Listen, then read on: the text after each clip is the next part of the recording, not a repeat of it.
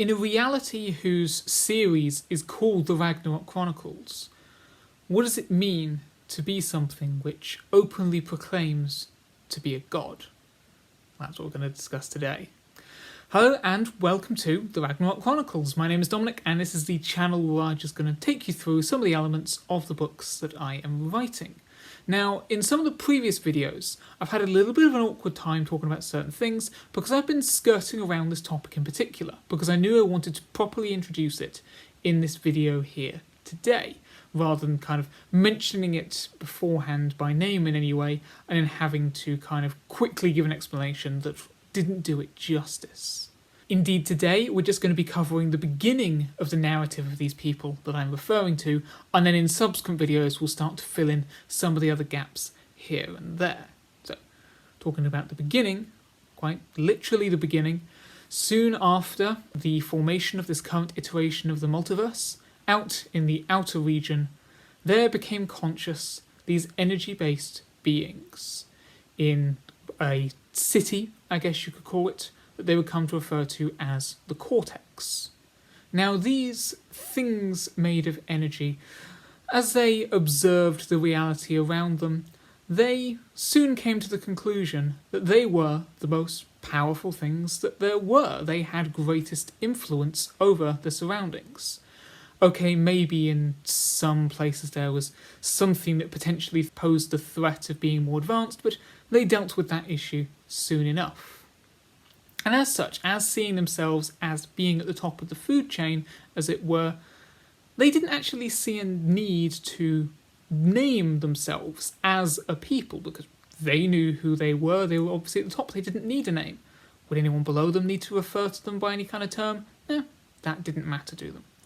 Now, when in an individual form, for indeed these beings could either exist as a combined collective, in which state they are indeed even more powerful, or they could separate up to become individuals. In the individual state, they may come up with individual names, all the same. So, for instance, one of these things that will become met in the books is called Ylem, and there will be others who have names that potentially have parallels to figures in Greek mythology. So again, we'll say, per these being the Ragnarok Chronicles, we are going to oftentimes find links being created to the various mythologies from around the world, not always Norse though, per it being Ragnarok.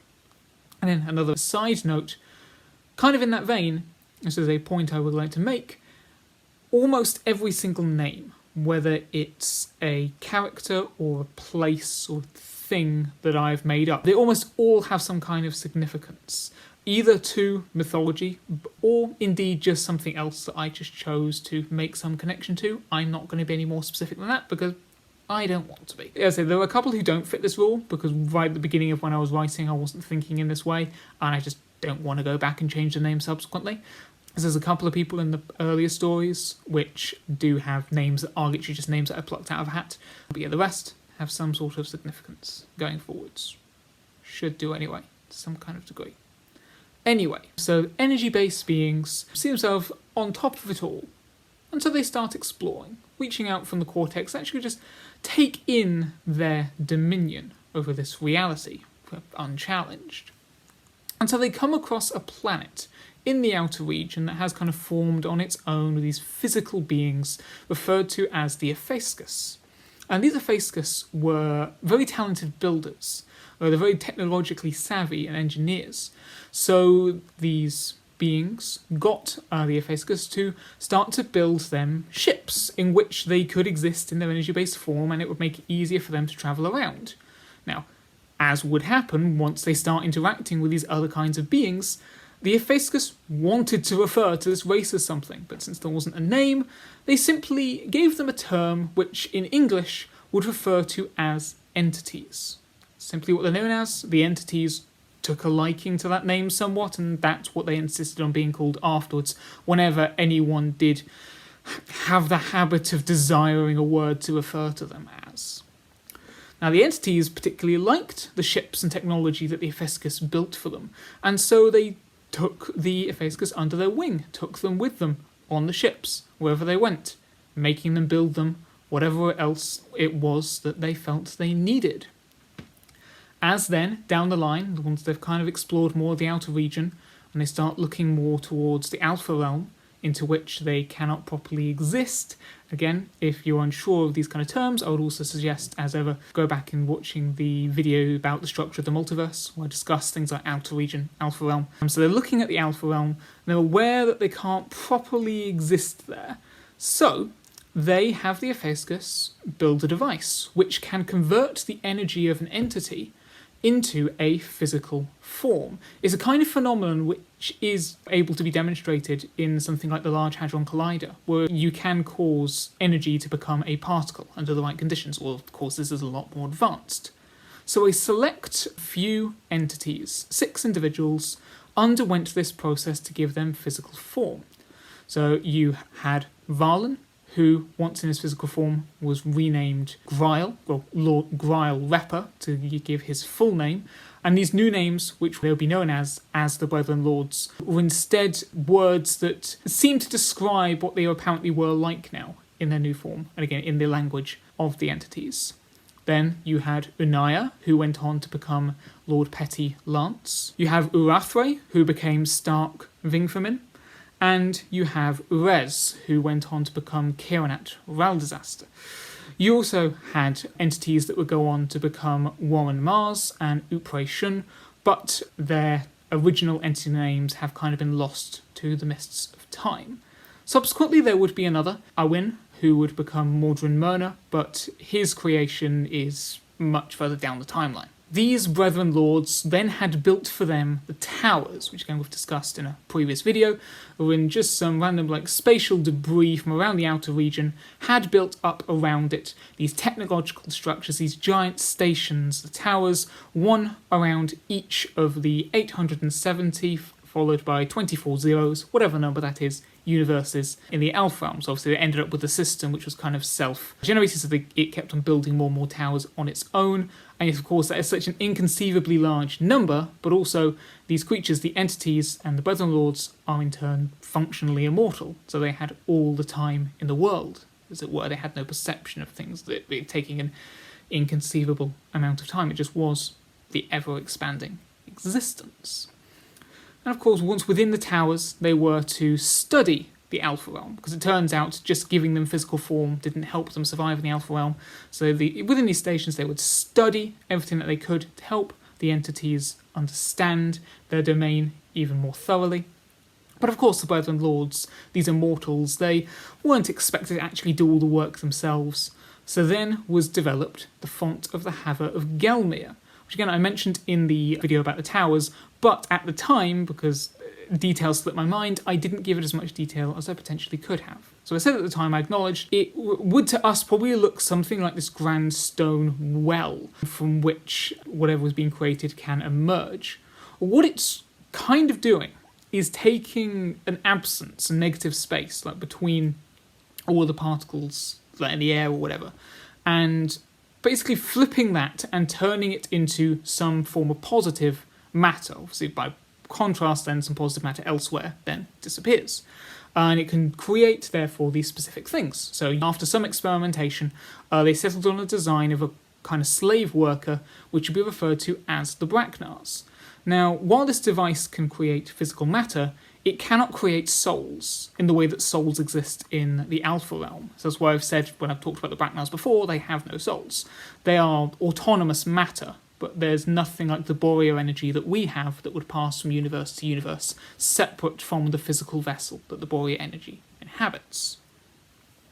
You also then have the Font of the Haver of Gelmir creating these other forms referred to as the Kehenhas, which are sort of like quasi-versions of the Lords, kind of these phantom versions, which can periodically patrol the other towers that the main real Lords can't get to, because again, there's just so many, and it's just these phantom versions of them would just make sure that everything was being kept in check. But of course, they aren't really the Lords themselves, they don't have that much independent agency, they just do as they are intended and make sure, again, everything is running smoothly. So now that the entities have people examining the Alpha Realm for them, the rest of their society they didn't need to worry about that for now. They would have the news relayed to them. So instead they turn their attention to the Beta realm, so that remnant pocket of the multiverse that came before ours. Now, exploring inside of there, they found some interesting planets here and there, but eventually it was certain relics that caught their interest. Firstly, was something called the Book of Alternity, what we would kind of interpret as a book, a document, an epic, with kind of a purple cover whose face only just has 2 crossing lines. And within this, the text that followed, based upon other kind of relics and examples of text that could be found, as well as interacting with certain surviving races that happen to still live in the Beta realm, some equivalent of scholars within Entity Society were eventually able to translate pretty closely, as best they could, the Book of Alternity into something that they could understand. And it seemed to be a historical record of our current multiverse, everything that is still to come. So, in effect, it was kind of like a book of prophecy, and, well, per prophecies, it's not always the most specific, although they can't be sure if that was just down to their only partial translations here and there, trying to fill in the gaps. They could try to predict what was going to happen at some other point through interpretation of text, and they would leave it to specific individuals, Grial included, as the Supreme Brethren Lord as well, to give him that honour, to actually look through this and try to make sense of everything. Another thing they found was records of something called the Ark of Angels. This was a device that existed in the Alpha realm. Now, what actually happened with the Ark of Angels is it was a device that very slowly was attracting all of the souls in the Alpha realm towards it, in turn seemingly kind of documenting them once they became contained inside of it. For a reference point, this is what I've used for the descriptions and thinking about it, although obviously not with the Egyptian iconography. Instead, you had images of angels, and then if you look closer and closer, there was seemingly in some kind of language the names of every soul that was expected to come inside. Also, just a reference to the fact it's called the Ark of Angels. It wasn't built by the angels that were described in the video about the angels. Instead, the people who built the Ark, for indeed the builders of the Ark itself and the Book of Alternity, again both being referenced to in the Beta realm, they come from the reality that came beforehand. They did not expect the angels to survive in any capacity, but they recognised that they were a notable species that were alive at the end of that whole reality. So they named the Ark after the angels in a kind of homage to them, like a reference to them, to honour their name. The whole story involving the Ark itself is a little bit more complicated, and maybe probably best to describe that another time once other things have been established in other videos for your own sake. Now, seeing as the Ark was very slowly taking in all of the Boreal energy, all of the souls, the Brethren Lords perceive this as them losing a part of the entity's domain, part of the Alpha realm. So instead, this is when they set up the Nolosium, the silent satellite network that would channel the souls through them instead, so that the souls could be studied before being passed on back into some new bodies, completely diverting them away from the Ark and essentially making the Ark dormant. More would end up happening because of that, because it was weakened, because it was dormant, but that is a story for another day, when we can then talk about that specific turning point in the history of time as a concept in the Alpha realm. So that's all now going on regarding the Ark and Book of Alternity, whatever. But also, while the entities are in the Beta realm, they come across a new invading force. Something that seemingly is coming from outside of the multiverse itself. Again, at this point, we'll just clarify that when we're talking about the multiverses, it's four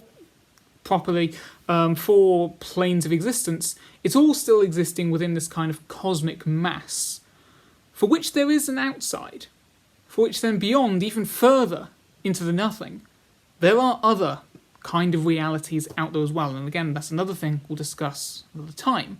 But in this case, you had this invading force calling themselves the Viral, who are trying to enter this reality, as it happens, through the Beta realm. So this then led to what could be thought of as the first proper war or conflict in the history of this situation of the multiverse, which would be known as the Beta Incursion. Now, on the one hand, the entities perceived this viral presence as a threat to their dominance, or challenge to their dominance at the very least, because the viral were now spreading their fleet throughout the Beta realm. On the other hand, The entities also saw themselves as undeniably the ones at the top of the food chain and were immortal. Therefore they really had nothing to lose. Didn't matter about the Ifeiskas, whose ships and troops they would be leading into battle. So basically these two ideas together meant the entities had no reason in their minds not to get into conflict with the Virol, and so a prolonged conflict ensued, which ultimately ended with the entities quashing the Virol presence. But when they thus returned to the Cortex victorious, they found that other things had been going on meanwhile outside of the Beta Realm in the rest of the multiverse. So just to rewind slightly, because there's going to be, because of how long the Beta Incursion is going on, relatively speaking, there's going to be other events happening here and there simultaneously. So, during this time, there was also the development of a device referred to as the Watch, or if you were to translate its name into English, which was then given to the Lords because it would allow them to generate a form of artificial outer region reality inside of the Alpha Realm, and they could therefore move between universes using it. However, it was only within a localized field. Subsequently, based upon the shape of a crucible that the Lords just found floating in the vacuum of space, which they just liked the design of, or they were trying to study to find out what on earth it actually was, eventually they just got rid of it because they couldn't do anything with it, they also built these devices referred to as hexagons, which were kind of like lesser versions of the Watch, because they didn't have the technical know-how to replicate it, which could again create these artificial pockets of outer region reality within the Alpha Realm, but unlike the Watch, these would only keep you within a single universe. They didn't allow you to pass between them with the flow of time. But even with this, even though they now could technically walk within the Alpha Realm, it still wasn't perfect. So by this point, the Lords were looking to find a way to take creatures that already existed within the Alpha Realm and turn them into their emissaries. The problem was, throughout their current experimentations with certain alien races, they weren't having too much luck. Now, back in the Beta Realm, as part of their conflict, the entities had found a way to solidify the walls of reality around the Beta Realm, so that the Virol couldn't escape and get further out into the rest of the multiverse. There was another race, however, currently existing within the Beta Realm that had been there previously, which didn't entirely approve of this change in the walls of their reality. Usually, a race is probably just going to live on their own planet. For some spacefaring species, they may travel between a few systems, but what should actually matter if they couldn't leave the Beta Realm itself? Because it's still quite a sizable amount of space, because, as I like to repeat, space is big. But no, it all depended on this race's motivations. Just as a point, annoyingly, I don't actually have a name for this race yet, because the book which will detail these events, the Beta Incursion, isn't until way near the end of my plan for the Ragnarok Chronicles, and I just haven't decided what kind of mythological parallel I want to draw for these people in particular, for the events that I am, because there are certain events from mythology which I'm specifically connecting the Beta Incursion to. For now, let's just refer to them as the Exodus aliens. While coming from the previous multiverse and existing in the Beta Realm, they see this new reality as not being for them anymore. So what they're planning to do is they're building this massive Exodus craft, which will ultimately leave this multiverse to go and find some new home, get out of the way of the new people who have now claimed this part of the expanded cosmos. But not only are they looking to take away everyone who's from the Beta Realm, they're actually also interested in taking versions of every kind of life that now also exists in the current multiverse. Just in case the conflict that's going on between the entities and the Virol escalates that much that all gets lost as well.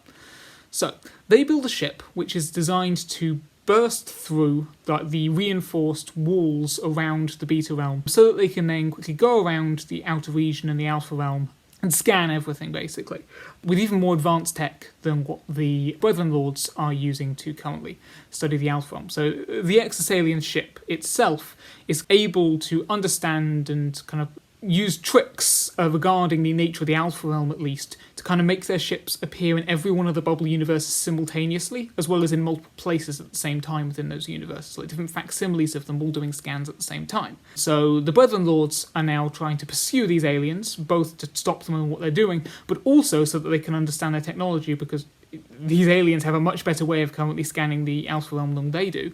So they're going after them. Meanwhile, these Exodus aliens, in the process, they notice the Lords are after them, and rather than stopping what they're doing, they instead, in their own way, try to offer the Brethren Lords kind of a gift to appease them. And they've noticed that the Lords were trying to experiment with certain other races in the Outer Realm to kind of create emissaries that were like them.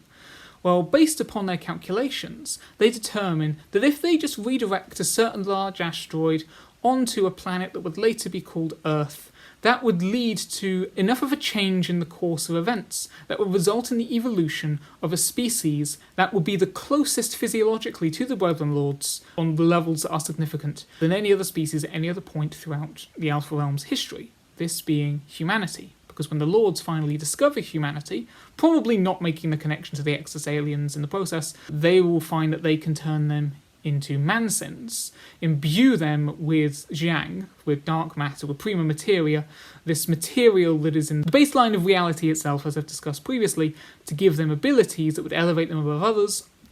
They would finally therefore have these other people who could live in the Alpha Realm, but also potentially be able to fulfill that roles, or whatever roles are required of them. And so the Exodus aliens managed to escape with their scans of everything that they wanted. They return to their kind of Exodus vessel, and they then break out the other side of the Beta Realm to go off somewhere no one is ever going to know where. The entities, as I say, defeat the Viral, reseal those walls of reality around the Beta Realm, return home. Now, with the Brethren Lords having missed out on the Exodus aliens, they subsequently did discover humanity, as I say, create the Mansins, and they kind of just leave the job of working out how to operate with the Mansins to one particular Lord, Kaonat, while the rest of the Lords continue to study the rest of the Alpha Realm. And they do need to work on refining the Mansins, because right now you've got this relatively primitive people who now, just by byproducts that they weren't actually expecting, now have these other extra abilities that make them really powerful. Of course, they wanted to make the Mansins slightly more powerful anyway, but they didn't predict they would have quite these abilities that they have ended up having. The official account goes that when the entities returned to the Cortex, they discovered that Kaonat had been trying to rally the Mansins up in an army to challenge them in the Cortex. Now, of course, the entities don't think that Kaonat and the Mansins ever could have succeeded, but all the same, they had to take some action. Kaonat was tried and found guilty in their equivalent of a justice system, however just it may actually have been, and he was henceforth incarcerated inside of a specially designed casket, which would keep him dimensionally locked inside, supposedly for all eternity. And the entities would then find some other planet in the outer region to keep the casket safe on, but Kaonat's story and the casket, whatever the truth of his accounts may actually be, that's once again a story for another day. But unfortunately for the entities, that, with the Beta Incursion and then their potential threat to them right afterwards with Kaonat, that would only mark the start of their troubles. Yep, that's where I'm going to stop it today. As I said, this was only going to be the beginning of the entities' story. These beings that would think of themselves as gods, and as I don't actually think I specified before, to be clear, how they won over the Ifeiskas so quickly is that they openly proclaimed themselves to be gods and showed off their power in that way, in such a way that the Ifeiskas didn't really have any reason to not believe them. They'd never seen anything quite like it. So you've got these creatures who will go on to insist they're gods. Some would instead argue they're more caretakers of the multiverse, just making sure it keeps on running, but it's all semantics, potentially. Until, of course, things start to go awry and conflicts start to arise. But anyway, so we'll continue the different sections of the entity's history in subsequent videos. I believe the next one is going to be another one like this, although it's not necessarily going to be what follows straight afterwards, because I'm choosing to prioritise which bits I want to tell first. Hopefully you found this interesting, just as you may find other videos on this channel interesting if you stick around. And either way, until I next see you, just be sure to keep on telling stories.